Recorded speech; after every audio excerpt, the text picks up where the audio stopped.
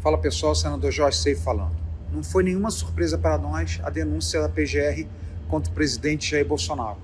Com uma total falta de isonomia, a PGR denuncia Bolsonaro como um articulador de uma falsa trama golpista. Um golpe sem armas, sem exército, sem sangue. Um golpe que nós sabemos, nunca aconteceu. A denúncia, poucos dias depois que as pesquisas apontam a popularidade de Lula ladeira abaixo. E no mesmo dia, a mesma pesquisa mostra Bolsonaro, se elegível, ganha Lula no primeiro e também no segundo turno. Nem a PGR, nem nenhuma investigação vai provar nada contra o presidente Bolsonaro, simplesmente porque não houve golpe. Bolsonaro não articulou o golpe. O que está acontecendo também nós sabemos. É uma perseguição política contra o presidente Bolsonaro e todos seus aliados. Mas não vamos desistir do Brasil. Existe um Deus lá no céu, um Deus de justiça. E no Brasil será feita justiça. Um forte abraço, tamo junto.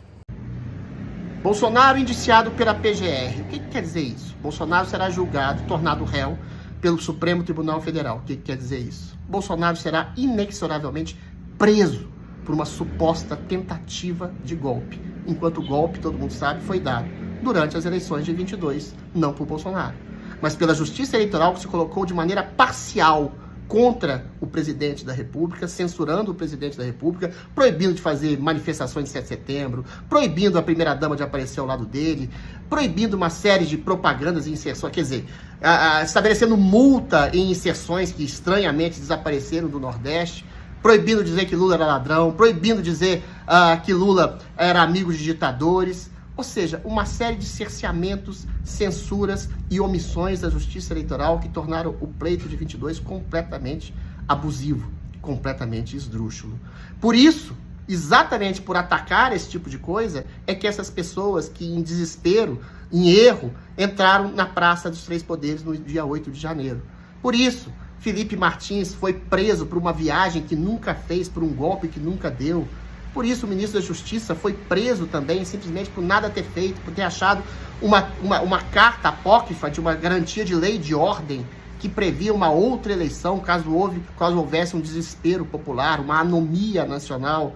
Ou seja, completas narrativas esdrúxulas, como uma tentativa apócrifa de assassinato a Lula através de um Uber, notícias completamente desencontradas, desencapadas, dão ensejo a que não só o presidente da República vá ser preso, mas como a democracia, a liberdade de expressão, pessoas, mais outras 33 pessoas, fora as centenas, as milhares de pessoas exiladas, censuradas, presas, massacradas, estão indo para o ralo. Não adiantou Donald Trump ter sido eleito, não adiantou o Elon Musk falar em liberdade de expressão, não adiantou o Twitter acusar os abusos com inquéritos não previstos na Constituição, com tipificações criminais, a censura prévia, as pessoas torturadas sem o devido processo legal, na cadeia, morrendo como crédito. Nada disso adiantou, nada disso está adiantando.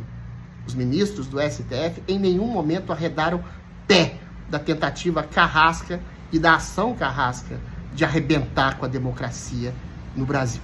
Eles estão não só prendendo o Bolsonaro, mas estão prendendo a liberdade e a língua de todo cidadão brasileiro de bem que se insurge contra essa tirania que está acabando com o Brasil, está acabando com a democracia, está acabando com a República, que virou uma coisa privada de uma meia dúzia de juízes que estão destruindo a nação brasileira.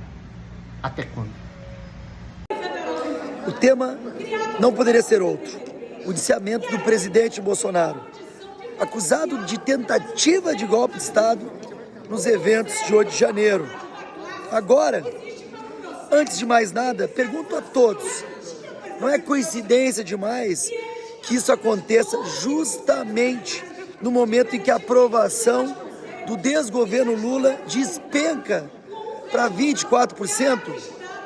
E que a economia do Brasil está em colapso com a volta da inflação, o descontrole da dívida pública? A verdade precisa ser dita com clareza. Estamos diante de um verdadeiro populismo judicial, um cenário de perseguição política sem precedentes, no qual o Poder Judiciário, ao invés de se pautar nos princípios do direito e da justiça, se vê pressionado por um desgoverno que tenta, a todo custo, esconder sua incompetência. Como líder da oposição, afirmo, sem hesitar, a acusação contra Bolsonaro é, acima de tudo, midiática e ideológica. Não existem provas concretas que sustentem a acusação de tentativa de golpe. O Código Penal é claro ao exigir a comprovação da execução do crime para que se fale em tentativa. E até agora não há nenhum indício de que o ex-presidente tenha coordenado ou participado de atos concretos para subverter a ordem democrática. O que vimos no 8 de janeiro foi a indignação de um povo pela volta ao poder de um ex-presidiário envolvido nos maiores escândalos de corrupção da história do nosso país. Até quando o Brasil ficará em silêncio diante deste desgoverno que se preocupa mais em perseguir opositores políticos do que em resolver os problemas do país?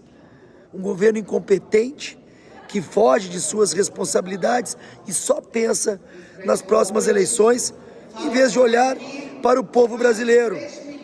Que esse indiciamento absurdo de Bolsonaro sirva de combustível para enchermos as ruas do país no próximo dia 16 de março.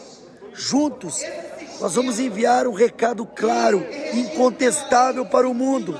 O Brasil é dos brasileiros, não do Lula. O governo federal está preocupado em defender bandidos e dar vida boa a criminosos que aterrorizam os brasileiros nas ruas. O governo não está preocupado com a família do ciclista Vitor Medrado, assassinado em plena luz do dia no coração de São Paulo. O governo também não está preocupado com aquilo que aconteceu com uma jovem no Ceará, sequestrada na frente de sua igreja e logo após morta a pedradas pelos assassinos. O governo também não está preocupado com as pessoas que morrem com um tiro por conta do seu celular. O Brasil está mergulhado no caos da insegurança pública, com seu povo refém do crime organizado, com números de assassinatos de uma verdadeira guerra civil. E vocês sabem qual medida do governo federal em relação a tudo isso? Lançaram um verdadeiro pacotão da bandidagem, que cria privilégios para criminosos, que aumenta drasticamente o clima de impunidade e o mais chocante, esquece completamente das vítimas.